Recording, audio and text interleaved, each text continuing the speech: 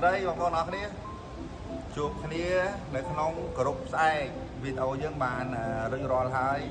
អញ្ចឹងខ្ញុំនឹងអេតបងប្អូនយើងដែលបានជាវវីដេអូខ្ញុំចូលនៅក្នុងក្រុមផ្សាយដែលយើងនឹងឆ្លើយសំណួរខ្ញុំនឹងឆ្លើយសំណួរបងប្អូនយើងត្រៀមសំណួរអាចសួរបានមួយស្រឡាញ់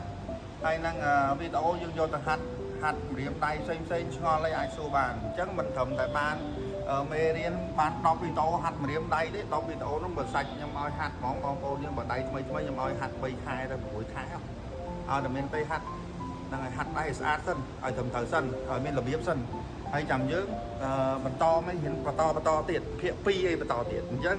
សង្ឃឹមថាបងប្អូនយើងនឹងខំប្រឹងវឹកហាត់ឲ្យបានច្រើនហើយនឹងយើងជួបគ្នានៅក្នុងក្រុមខ្ញុំនឹងអេតបងប្អូនយើងចូលនៅក្នុងក្រុមហើយនឹងឆ្លើយសំណួរគ្នាទៅវិញទៅមករីករាយជាមួយការសិក្សាមួយនេះអញ្ចឹងទិញវីដេអូតែជាវីដេអូតែមកដងបានចំណេញបានរៀនអនឡាញរបស់ខ្ញុំទៀតអញ្ចឹងខ្ញុំបរៀនអនឡាញបងប្អូនយើងទៀតថែមទៀតសួរអីក៏បានដែរសួរមិនស្រឡាញ់អញ្ចឹងអូខេអញ្ចឹងជួបគ្នានៅក្នុងក្រុមស្អែកវីដេអូយើងរួចរាល់ហើយអូខេបាយបាយ